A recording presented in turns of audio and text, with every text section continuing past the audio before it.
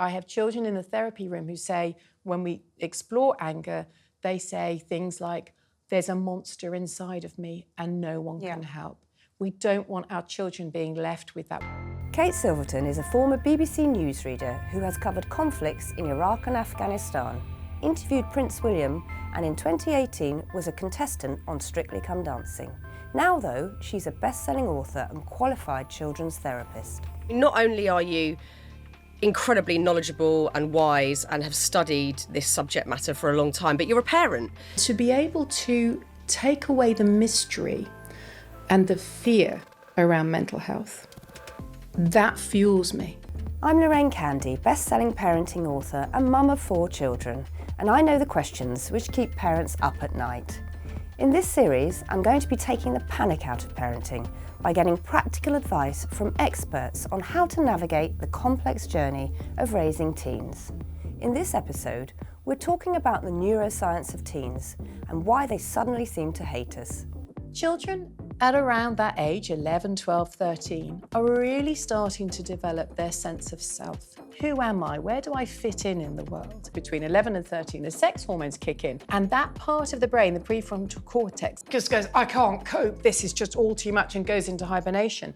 And our children regress. And we see a lot more of that toddler-type behaviour, the big tantrums and the stomping and the sort of dysregulation that we will have seen when they were very young. And all these neurochemical wildfires are going on. That's why we get the projection onto us. So they give it to you like a big pile of dirty old washing. You'll only get to that point of repair when you bring your apology. And it can be very hard, especially if our parents never apologise to us. But remember, hate sits on top of anger, sits on top of fear.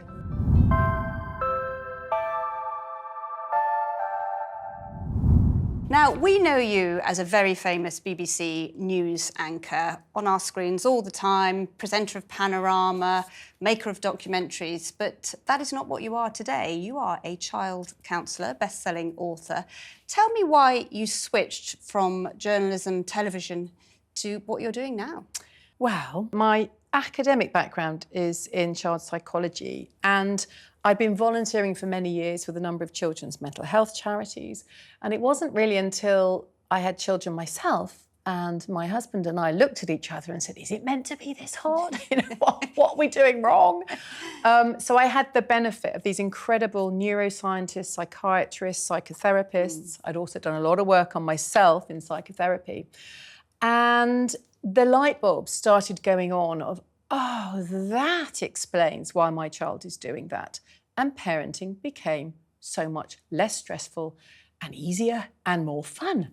And I just thought, my goodness, everyone needs to know this. Is incredible. So that was the first book, There's No Such Thing as Naughty.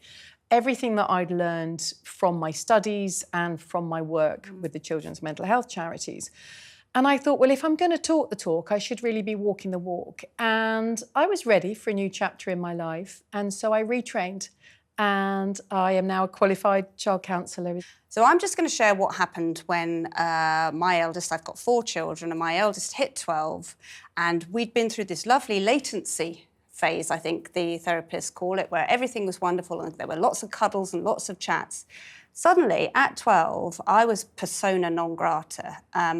She would leave the room if I came into it. She didn't want to hear me breathing, singing, talking.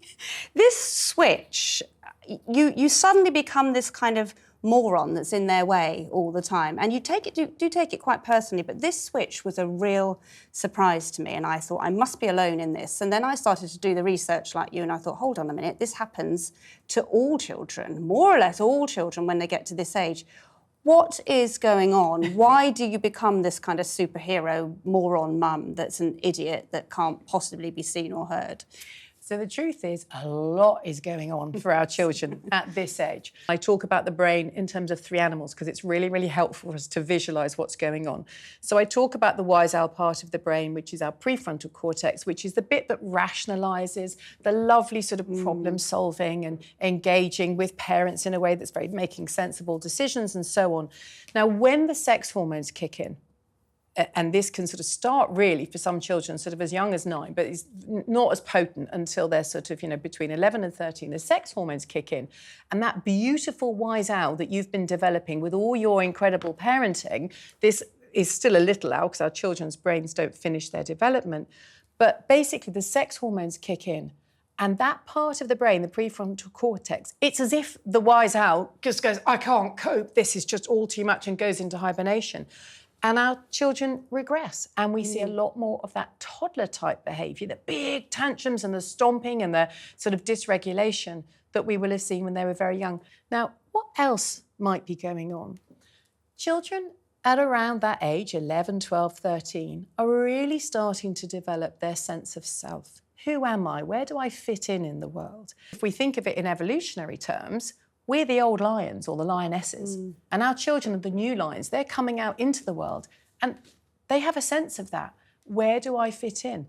And that sense of self. So there needs to be almost a little bit of pushback, because it's like I'm recognising that I'm going to soon be going it alone in evolutionary terms.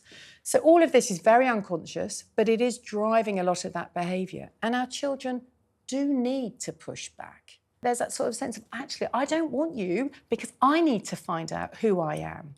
Now, it's not to say that we abandon them, because actually they need us more than ever at that time. But you've just hit upon it when you say, it is triggering for us. And that can actually, if we're not cognizant of that or accepting of that, that's where we can kind of go our separate ways. And we don't want that with our preteens. No, I think it's not too strong to say hate, actually, because they do have it. It's a very visceral, vicious feeling that I've experienced. So I've been through it 4 times now, and everyone has been more or less the same. And I remember when my son was very little and he said of his older teenage sister, oh, maybe she didn't ever love you. And you're right, it really triggers something personally. Do you remember your teenage years? Because when I think back, I think, oh, actually, probably I was a little bit unpleasant. And I've worked with lots of younger women who go back and apologise to their mums in their late 20s when they realise. How was it for you? Oh, that's a good question. So for me, I had a bit of a complex. There was a withdrawing. And so I didn't have that rebelliousness, which actually is quite good. Our children need to learn how to go it alone and to take risks. But hopefully we're going to work out how we can do it with our children alongside, not necessarily with them, but alongside. So keeping that connection going as they navigate these fairly tumultuous years. Let's explain a little bit about them turning back into toddlers, because there was a moment with one of mine when the rage was going, and they're big. They're you have children, and then suddenly they're physically a lot bigger and they're a lot louder. When I thought this is very reminiscent of her toddler years. Why do you use that phrase, the toddler and the teenager? It's a similar experience emotionally. And so the brain develops in this hierarchical fashion. So we have what I call the lizard, the brainstem, cerebellum, all the sort of what regulates my breathing and my sleep patterns and tells me I'm hungry. That's a really ancient part of the brain. Then you've got the limbic system. Now that is what I liken to a baboon, because you see that baboon behaviour with our toddlers and also our teenagers, the stomping of the feet. So this is where all of the emotions sort of arise and get processed, and the amygdala's here, so sort of part of the brain's fear centre. And then higher up, you've got what I call the wise owl, the prefrontal cortex. That is the part of the brain, the sophisticated part that regulates our emotions. Now, you and I have a fully developed prefrontal cortex. We can regulate. We often have trouble regulating, don't we? So that's why it's so really, really almost impossible for our teenagers sometimes, because, as we know, their brains are not fully developed just yet, particularly the prefrontal cortex, which means the baboon and the lizard are very much in the driving seat when this wise owl goes into hibernation because the sex hormones have kicked in. So when the sort of wise owls, I think of her, the prefrontal cortex, is still in its development, it becomes a lot quicker and easier for children to go into the more primal state and that real limbic state of the baboon. And that is, look, I'm even doing it with my fist. That is essentially when our children will go into fight, flight, when they're feeling angry, even if they're excited sometimes. We have what we call a stress response. So they have a physical reaction to how they're feeling if I'm scared, Like toddlers. if I'm really excited, because, and I'll feel it physically, it will compel me to act. I'm either going to run or I'm going to fight, and we often see that, because I don't have that fully functioning regulatory part of my brain. And on top of all of that, I've got the sex hormones kicking in. So my brain is just, so it can see this real regression of behaviour. And as you say, when it's in a bigger bodied teen, it can feel quite scary. What does that do? It triggers our baboon. Because when we're frightened, however beautiful and brilliant our prefrontal cortex, wise owl is, if we're frightened, those more atavistic parts of the brain are going to leap in and take charge. And then we get two baboons and nobody wins. So in a way, what you're saying is a little bit of patience and stepping back is required from the parent or caregiver in these situations. And we're both regulating, aren't we? The parent is regulating and the teenager is learning to regulate. How do we start, now we understand that, how do we start dealing with it in a more harmonious way? Now, and all teenagers are different and they will all react in different ways and they're all at different developmental stages. But what could be a good sort of question to ask yourself or a phrase to use when you're in that fight or flight situation as a parent? Good. I call it crisis management. So before we get to that, the really big blowouts, it's good to understand the construction, as I call it, of the brain, what might be going on. Actually, when they're talking to me this way, there's something else driving that. I know it can feel personal. First of all, I've got to engage my wise owl. So just taking a breath can be enough to calm your lizard and baboon, who are bounding with, how dare you say that to me? You know, who want to say that. Let me just stop. I'm just going to remember this conversation that Kate and Lorraine had, and I'm going to pause. I'm going to take a breath. Now, those few seconds that you do that, you're modelling that to your child. You're modelling that to them, like, what's she doing? Sometimes it can help really just to put my hand on my solar plexus, just to calm myself. If I'm going to engage with my child when they're flipping out, I need to be contained, because otherwise I'm going to be joining their chaos. So just recognising this feels really hard, but I'm going to take a breath. That allows your prefrontal cortex to step in. That's the bit of the brain that's the problem solver and sort of helping you empathise in that moment. Now, the thing that is not so widely known, and what I think has maybe been throwing a lot of parents, particularly when we talk about gentle parenting, is that if you're really cross, Lorraine, if we met each other this morning and you stormed in because you just had a really, really bad morning, and I said, oh, Lorraine, are you okay? What would you want to do? Well, I might strangle you, which is the... Yes. Because it feels patronising. It doesn't feel like... I'm not attuning. Not seeing my parent. I'm not... And it's called in the therapy room, it's attuning. I'm not seeing you. You come in and I go, wow, oh my, tell me. Oh, wow, God, that must have been frustrating. I mean, I'm acting it now. But I would feel your frustration and I would show you that I feel it. Now, that requires me to come up with my energy. But when you feel heard, you're like, oh, she gets me.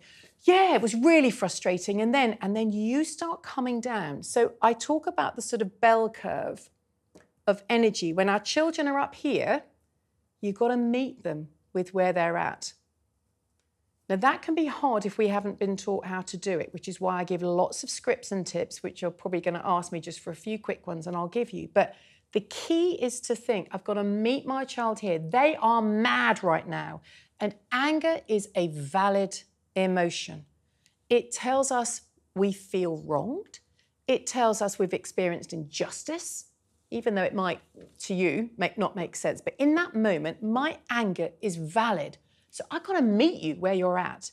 If I start going, oh, darling, you seem ever so cross, poof, not going to work. So it's empathy, not sympathy, isn't it? Absolutely. And it's basically going, you are so mad right now. I see you, I hear you. And going into that. Now, when we do it for the first time, it takes a bit of practice because it can feel odd to us. But so that's why it can be quite good to practice it with a friend or a trusted partner. Particularly if you're not good at confrontation. Yes. Anyway, generally as a person, as a parent, And this is why it's so important to teach our children this, because it's not anger we should be afraid of. It's of not teaching our children to express it safely. And there might be many of us who've either had very angry, dysregulated parents. So when our children are angry, it triggers us. Then we go into baboon and nobody's using their wise owl. That's not great. It's understandable, but it's not great. Or we might shrink and walk away, which is also understandable, but it also doesn't help our children, because what we're doing then is we're sending the message, I can't cope with your big emotions. And guess what? They can't cope with it either. When our children are in that state, it is very, very scary. I have children in the therapy room who say, when we explore anger, they say things like, there's a monster inside of me and no one can help. We don't want our children being left with that. We want to teach them how. So all my books are entirely about, this is where we talk about crisis management. We're going to go in up here, and I teach parents how to do that using scripts, but also just your physical language. Just go in, empathy. I get it. You are so cross with, it might be with me. But remember, hate sits on top of anger, sits on top of fear. So when we can take that breath, pause and look and think, what's wrong with you? Or why have you done that? Forget any of that. Your child is not going to be able to respond to you in that moment because they're in that baboon red mist. So what I'm going to do is I'm going to regulate myself, because then I'm helping my child's nervous system to sort of feel a little bit more regulated, because I'm staying calm, but my actions are, I get it, I really get it, but I'm not doing it like, don't you talk to me that way. You're so not that's matching it. Yes, you've got to do, and you've got to tune in. And as I say, it takes practice, but this is where, so this sort of bell curve, because once we meet them up here, we can bring them down. And a very helpful analogy that I use is of a skydiver. When our children are out of control, it's like having been thrown out of a plane without being taught how to pull their parachute. So they're mid-air. Now, if I come and my job as the parent is to be the instructor. So I need to fly in and I need to bring my child safely back to earth. Now, can I do that if I'm shouting at them? Why are you doing this? Why are you flailing around mid-air? That's not going to work. If I get too close, it's a bit like trying to rescue a drowning person and they might pull me down or push me away or whatever. It's too much. I need to be that calm presence saying, I've got you and I'm going to bring you down. I've got you. And that's what we want to bring, because when you pull the parachute for our children, that's actually triggering their parasympathetic, P for parachute, bringing their parasympathetic nervous system in. But it all happens in the room. We are sharing, our nervous system speaks to their nervous system and we're bringing them down. Now, everyone's going to go, yeah, but how do you do that? Well, in a way, when they can show that and they've learnt to show that and deal with it, actually, the more they show that, in a way, it's really good parenting they're allowed to show. I often say to parents and caregivers, the fact that you're having this reaction is good parenting. You don't need to be ashamed of it. It's because it's authentic. Yeah. And so if we look at what our children are often bringing home, so they'll come home and you'll get that, and everything's wrong. And so much going on for them at school and among their peer groups. Exactly. So my first question is always, what's happened?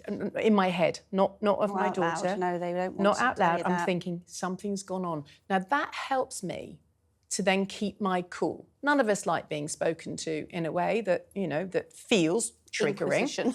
So we want to, what I call hold the line. You've got to hold the line and just think. Now, I have, with my kids and with the kids in the therapy room, we'll often talk about code red. If I've had a bad day, if I've got really angry or really upset, I can use a code word, often code red, because red's often sort of a colour, but we can start giving our children the tools to sort of come home and say, I had a code red today. Or I can say, did you have any code reds today? And then it's not, do I want to speak about it now? It's like, I will ask my kids, do you want to talk about it now or later? Very often, it will then come later at bedtime when we're no eye contact, it's in the dark and it comes out. So if I have to say, just to interrupt you, that happens a lot with teenagers. They are particularly come to your room. They will want to do everything after 10 p.m. and you've been used to doing all of this stuff. Yeah.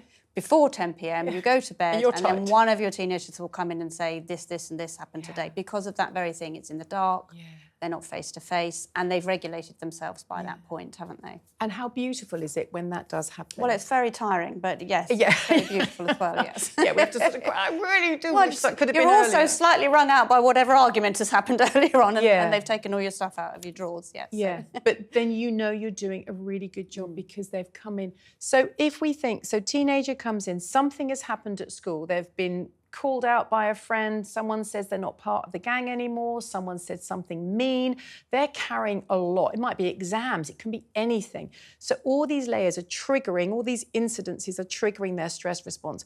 Now, they have to sit on it when they're at school. They have to pack it all down, and all these neurochemical wildfires are going on. Every time I get stressed, it's coming up and I want to hit someone, but I can't. So by the time I get home, I'm ready to pop. I'm like a fizzy bottle that's ready to pop. That's why we get the projection onto us. So they give it to you like a big pile of dirty old washing. Yes. You deal with this. Yes. And why? Because they You trust look capable, yeah. that you're going to be able, because you're not going to walk away. That's why it's a sort of, as you know, a compliment. It's a compliment. It's a yes. compliment. Don't worry as- about it. It's a compliment. Yes. Painful to deal with, but it's a compliment. Yes. So here is my stuff. And they don't know what to do with it. They often don't even know, you know, if I were to say to my daughter, you know, okay, what's going on, why? I don't know why. And kind of go, okay, yes, of course, yeah, okay. And then you just sit with it. But by bringing all their stuff home, that's then, and we don't have to problem solve. We don't have to dive in and sort of try and fix things for them. We just have to help them to feel heard. So it's active listening. It's active listening. I can hold in the therapy room, I'm like, every emotion is welcome here, and every child will say to me, what, even anger? And I'm like, especially anger. Because when I show that child that I can hold that space for them, that they can throw things at the wall, that we have an agreement in the therapy room, but with my children we have pillow power, that they can hit a pillow, sometimes I'll hold it up, and you give it, is that all you've got? I am helping a child to release, because all of that anger and fear is a physical, you know, and we need that energy to come out, but we can do it alongside. And when we do it alongside, what we can't do, I think, from all the research I've done and through the experience of mothering daughters particularly, is be their best friend. We need to set boundaries, don't we? So they can come in and be very rude to us. We can hold that. They can tell us we're the worst parents. I mean, mine stopped using the word mum when they hit 12 and started to call me Lorraine, which I've just found terrible. But we can still set boundaries and be the thing they lean against. Tell me how I set boundaries with ungrateful and it's an interesting one, that shouty friend teen. thing. Yeah, I mean, because I like that, but we wouldn't accept rude behaviour from a friend. No. So I kind of go with, I am a friend, but actually I will have boundary my behaviour. And I'm still the adult in the room, which is what I think. Yes, what I'm saying. Yeah. So exactly. So let's let me think of an example. So absolutely. So boundaries help our children to feel safe. If there are no boundaries, they could literally walk off the end of the earth. So they need us to put things in place. So I will say, so if my daughter comes in so we've obviously had an emotional literacy sort of build up because I've been lucky enough to have the training. So I'm looking at it from the perspective of, I will say to her, and sometimes it's okay to put a hand, because it's 12. Basic, she's 13. 13. So it's, I see you're cross, but it is not okay to talk to me that way, Clemency. Okay? I'm here, I want to listen. But when you talk to me like that, I'm hurt. It hurts my feelings. So, and it's not okay. So, and then I'll say, I want to help. I'm here and I'm listening, but don't talk to me that way. So we're putting in these sort of, it's a sort of a gentle, it's not like you are not to talk to me that way, but we are saying, I won't stand to be spoken to like that, and I certainly won't accept being hit. So I again talk about contracts in the book, which is one of the C's, which is essentially, this is how our family operates. We will hear each other. We will speak kindly to each other. It's okay to bring anger in. Every emotion is welcome, but we will respect one another. But don't forget, the way we speak to our children is how they're going to speak to us. Yes. So we have to be boundaried with our behaviour as well. But it's really important to get that across. It is not okay to get hit or hurt by your child. So you're saying the way we speak to them is the way they will speak to us. So talk to me a little bit about repair, because rupture and repair are the kind of key premise of all childhood flashpoints, aren't they? How do we repair it if we've all lost it in that moment and we've gone away as parents thinking, this is the worst thing I've ever done, I must never shout at my... Because I've had moments when I've shouted at my teenagers and felt such shame and guilt, and it's kept me awake at night. Yes. And, you know, to be honest in that moment and that reflection, first of all, not to get lost in it, we have all shouted at our children and we have all regretted it. Said terrible things. I don't know what, but whatever... Well, things we don't like. Yeah. Whatever we have done, the key is in making that repair. Do not let your relationship do that. Now, to share with our children, it's a really powerful lesson to let them know that we are human. Because otherwise they just think we're perfect and then they can never be. So actually to go, and I find being very honest, and I would advise, parents to say, do you know what? I have been up all night thinking about what I said and I deeply regret it and I am so sorry. I am really sorry. And that apology can mean and will mean the world to your child. We have to be the adult in the room who is able to say sorry. Don't expect your child. This is not a quid pro quo right now. It is about us showing how we repair. You will find that the more you apologise, your child will start learning how to apologise back. It happens. So that's it. We have to model, first of all. It can be helpful to say, do you know what, sweetheart? Mummy didn't have the kind of parenting that I would have liked. And I didn't feel that my parents listened to me. And that's what I regret. I'm trying, but I'm learning as well. And so when I get things wrong, first of all, I have to say sorry. And then do you think we can talk about it? Can you help me to understand how it feels for you and how it felt for you? So you are opening up the conversation, but you'll only get to that point of repair when you bring your apology. And it can be very hard, especially if our parents never apologise to us. Why should I apologise? But it's really helpful for our children to know that we get things wrong and then we can repair. And trust me, our children want nothing more, even whether they're 8 or 18. We are the people who are closest to them in their world. Doesn't feel like that all the time, but actually they still need us. And what they want more than anything, I'm 54. And when I have repair with my mum, I have a happy day. And so just being mindful of that and being honest about our failings, but that we are trying. And actually say, I've watched this thing called the Parent Pod, and actually I learned today that I need to apologise, and I'm really sorry because I realised I haven't been doing it. We can start then getting playful with our parent. That's where we want to be. My parenting is firm but fun. We want to get to a point of playfulness with our children, but you can't get there without trust, without that connection. The connection comes when we are authentic and honest and vulnerable, because that invites our children to be the same, because they can see we're trying. And if you have a teenager that withdraws, so they're all different, they all react in a different way. If a child withdraws and you can't get in, this is, this separation, which is what teenage years is all about, becoming an adult, separating from you, forming their own identity, they really separate. Yeah. How do you bring them back in? So I always say, take professional advice if you are finding that there is something that is concerning you and your child, there really is that disconnect. The biggest gift I say we can give our children is to doing our own work in therapy, because that can be really, really helpful and a great support, because actually sometimes if we are worrying, we can't then take it to our child because if they're distant, but we can take it into therapy, and actually that can be very, very helpful. But the other really big piece of advice is to think about their interests, even if it's sort of noticing that they like a pair of trainers or that they like a particular song. You might hate it, but I'm wondering is a really nice way into conversations. I'm just wondering, what is it? What is it about that particular song that you like? You might miss the mark, all right? You might feel a bit awkward in this, and they go, but keep at it. What we want to be showing our children is, I'm interested in you, and I care. And if you're angry, I'm going to actually take it, because I think the other thing is, it's a hard truth, as they say.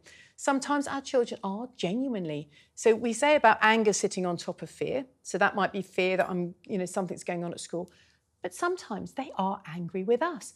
I came home from school today and you weren't there because you're working. You're always working, and that unconscious. Now, what's the fear behind that? The fear is you love your work more than me. It's unconscious fear, but all children will have fears in their head, or I hate you, I hate my brother. Actually, decoded can be, I hate that you love my brother more than me.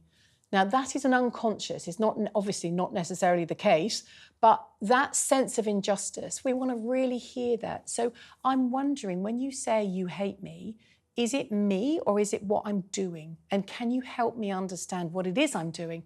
Because I don't want that to be between us. So finding conversations, what I call conversations that count, and again, in my book, I list a whole load of ways in, and sometimes it can be drawing. So find out music, the arts is a very good way of engaging with teenagers. I've not had a teen yet in the therapy room who does not engage. Even I do finger painting. I mean, so finding ways in, I'm not suggesting, because you might go, that's not going to work, but finding common ground, even if it's, can we go for a walk? I really want to just hear about your day. Or even if you don't want to talk, sweetheart, can we just sit together? Watching something together. Yeah, exactly. Side by side, just sitting, because you might not think you're communicating, but your nervous systems are. And sitting on that sofa... I'm really interested in that. So the nervous systems are communicating. So Absolutely. You're physically communicating without saying anything. Yes. How does that work? So when I'm in the therapy room, if a child is feeling... Is this a transference? Yes. Yeah. So if a child's feeling what I say is fizzy, if they're feeling sort of angsty, I'll feel that. So it's unspoken. If they're feeling exhausted and depressed, or if they're feeling depressed, I'll feel exhausted. I'm sort of sitting in the... So there's a communication all the time is going on, nervous system, because my nervous system is reading, even when we first met each other today, my nervous system is reading yours. Your neurology as well. Yeah. Is she relaxed? Is this going to be a friendly space? Is this a safe space? Every human being does it. So it's really good. So when we are cuddled up on the sofa, there's some good stuff happening between you and your child. Brilliant, isn't it? Because we think that it's very complicated, the teenage years, but actually that just sitting next to each other could be a very simple way of just bringing everyone down into a calm, happy space. And finding, when you can laugh together in movies, when you can be a bit silly. So it's, first of all, it's contain. It's holding that space, because I understand that right now is really hard for you, because your brain is nowhere near as sophisticated as mine. So I'm going to hold the space for you. I'm going to show you how to regulate. I'm going to give you the tools for emotional regulation, the biggest gift we can give our children for future happiness and health. So I'm going to regulate myself, and I'm also going to help you to regulate. And then I'm going to work on that communication. And that can be non-verbal, especially for teens, it can be non-verbal. But let's find the common ground where we can come together. And you know what? Also letting them know how much we appreciate them. We don't do it enough, not with our relationships, adult relationships, but, even just little, depending on where your child is at, but appreciation notes are really quite sweet. Kind of, I love you so much. I love it when I make you laugh, or I love it when you make me laugh. A little note somewhere. Again, they might go, oh, for God's sake. Doesn't matter. It goes in. You're showing that you are trying, but you're still the adult in the room. You're still the one that's going to be putting the boundaries, what is and isn't acceptable, and what you will and won't tolerate, but also you're saying, I'm here, I'm learning, I make mistakes, I apologise for them, but I am here for you, and I will always hear you. In it together. Yeah. Now, final question. You're just beginning to go into the teenage years with your eldest, and I know you work with teenagers, so you counsel them. What's the most surprising thing you've learnt about the emotional side of being a teenager? For me, what blew me away was learning about when the sex hormones kick in, that their regulatory part of the brain kind of doesn't stand a chance. Doesn't work. So yeah, so That's it was great because I thought, okay, this is now we're going to have the toddler years again, so I can work with that, Yeah. you know. So I've learned so much since they were toddlers. So that was one thing. The second biggest thing is how to work with anger. And trust me, there is not. I deal with a lot of big angry behaviour in the therapy room, and I've seen it in both my children, and I know it can be triggering, right? I know, I've been there. But when we can overcome that, when we help our children through that moment and suddenly we're in it with them, when I'm with my children at home and they're punching a pillow and I'm like, go on, Wilbur, is that all you've got? Give it all you've got. Or when I'm in the therapy room and I'm literally handing up soft toys for my client to throw against the wall, there is a sort of complicit, you know, wow, about that. That like she's allowing me to get rid of this what can feel very ugly anger. And when we can do that with our children, the bond that you're building with them is amazing. So I guess those are probably the two biggest things, how to help our children express anger safely. And you graduate, by the way, from the pillow power and the throwing to using your words. You know, now my kids will come home, they might stomp their foot, they go, I'm just so angry, mummy, about such and such. And I go, oh, tell me about it. And then we'll sit down, you know, and have a good old chat. So that, you know, giving our children the tools to be able to communicate with us, because there's no one else that can really hear them, and we do not want them being counselled by their peers, because bless them, they've all got brains that are still... Bits are broken, yes. Yeah. And I would say, if anyone's listening, because I've now got a 20-year-old and a 22-year-old, everything you've role modelled comes back, and they do come out the other side of that journey really loving you. Yes. Well, don't they? There was a Modern Family. I don't know if you remember, there was a Modern Family episode, and I think they described it as your kids go off, they go to the dark side of the moon, and then they come back, and then then they are your friends at 17. So this too shall pass. Thank you very much, Kate. That's been so helpful. Oh, it's been lovely to see you. Thanks for having me on.